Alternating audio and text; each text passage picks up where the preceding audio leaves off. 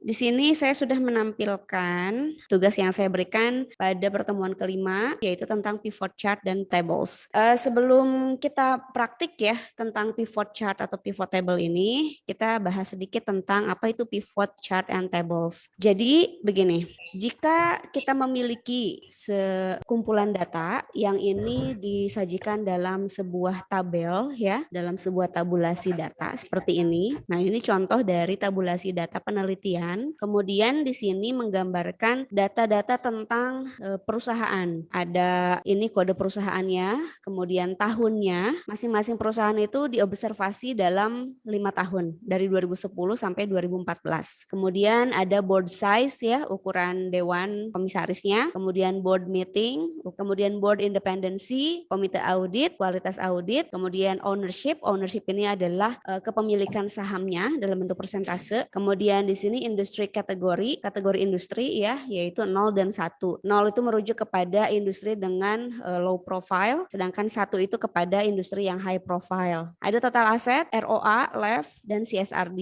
Total aset kita tahu ya dalam akuntansi ada di laporan keuangan ya. ROA ini adalah persentase dari return on assets. Kemudian LEV ini adalah leverage dan CSRD ini adalah corporate social responsibility disclosure. Nah, sekumpulan data ini totalnya ada 125 observasi. Kemudian dari data berbentuk tabel seperti ini, ya mungkin kita bisa melihat sebagian-sebagian atau secara parsial ya datanya. Tapi kita mungkin akan lebih sulit untuk melihat bagaimana tren atau menggambarkan rata-rata secara keseluruhannya gitu ya. Besaran jumlah secara keseluruhannya juga. Nah, maka dari itu kita perlu alat bantu. Caranya adalah dengan menggunakan pivot table and chart gitu. Pivot table and chart itu adanya di menu insert dalam Microsoft Excel dan dia letaknya tuh ada di kumpulan ini ya, tables, sedangkan chartnya itu ada di kumpulan charts di sini. Nah, karena di sini sudah ada table, sebetulnya kita bisa membuat pivot table-nya juga ya. Caranya adalah kita tinggal Ctrl A saja untuk memblok setabel ini. Kemudian di menu insert di kelompok tables ini kita bisa membuat pivot tables.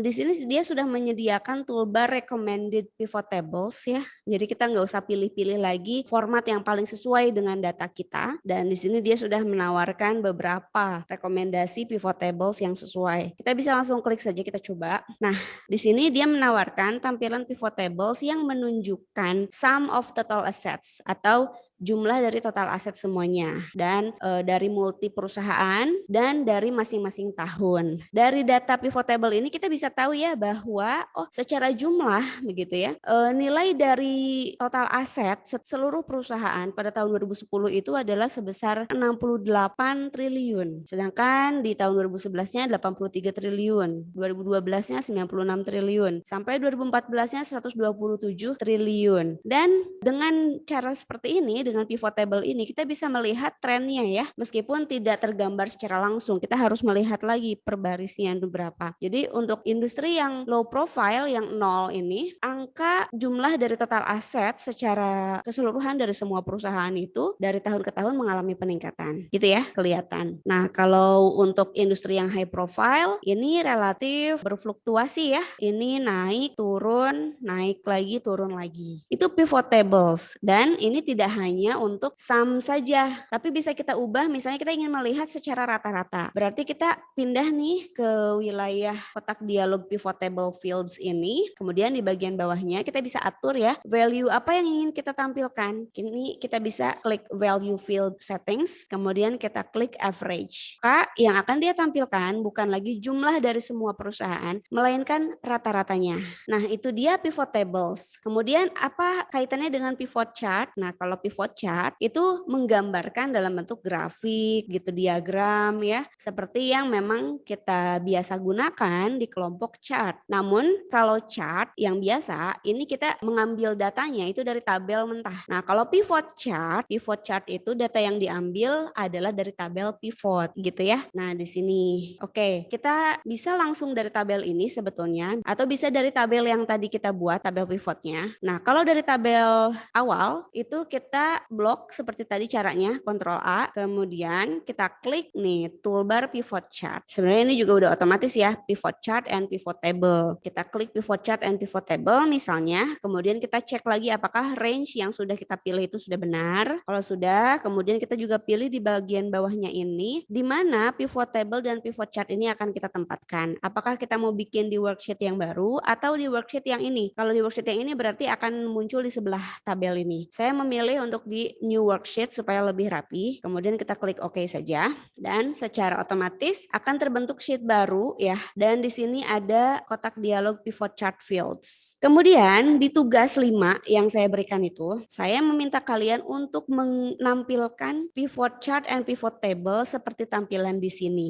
Jadi saya ingin kalian itu menampilkan hanya data untuk industri kategori 1 atau industri yang high profile, kemudian semua tahun, dan kemudian yang ditampilkan adalah nilai average dari setiap variabel yang ada di sini, yaitu ROA, LEV, CSRD, dan board independency. Di luar ini ada banyak ya variabel lain, tapi tidak saya minta. Saya hanya minta kalian untuk memilih variabel-variabel ini. Berarti ada 4 variabel begitu. Kemudian kalian tampilkan dalam bentuk diagram batang seperti ini. Caranya seperti apa? Berarti kita harus pilih dulu field yang diminta untuk ditampilkan. Pertama adalah field year, karena tadi kita diminta untuk menampilkan seluruh tahunnya. Kemudian kita juga diminta untuk menampilkan average dari variabel. Di soal kita lihat ROA, kemudian LEV, kemudian CSRD, dan board independency.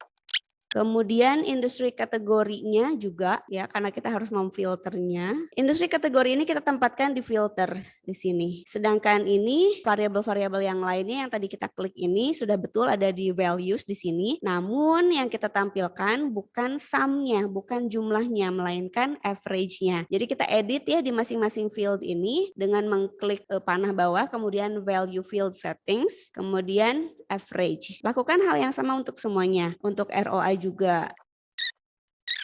Kemudian year-nya ini kita tempatkan di kategori supaya kelihatan bagaimana persebarannya itu di masing-masing tahun. Nah, kemudian di sini kategorinya kita pilih yang high profile saja, yang angka 1. Ini sum of year di-delete saja. Selesai ya, sudah sama tampilannya. Ini dicontoh, kemudian ini yang sudah kita kerjakan barusan. Ada pertanyaan? Silakan tentang pivot chart and pivot table. Ibu mau nanya, Silakan. kalau misalnya si industri kategorinya kita filter waktu di tabel awal itu boleh nggak, Bu? Jadi bukan di filter di sininya. Oh, yang ini? Iya, Bu. Kemudian industri kategorinya kita filter di sini begitu? Ya, jadi nanti Oh. langsung aja dimasukin itu boleh nggak, Bu? Sebenarnya sama-sama aja, karena meskipun kita filter di sini, ketika kita blok semuanya seperti ini ya, kemudian kita buat pivot table, dia akan tetap merecord yang nolnya juga, yang perusahaan low profile-nya juga. Jadi lebih baik di filternya di pivot table-nya aja secara langsung di sini. Oh, mudah juga ya, tinggal klik aja di sini. Jadi ketika kita sudah muncul di sini ada field dari industri kategori ya, kita centang. Nah, otomatis di sini dia kemudian kita tempatkan di sini dulu. Industri kategorinya tempatkan di kelompok filters. Nah, otomatis dia di atas akan memberikan tombol untuk kita memilih kita mau memfilter yang 0 atau yang 1. Terus kita klik aja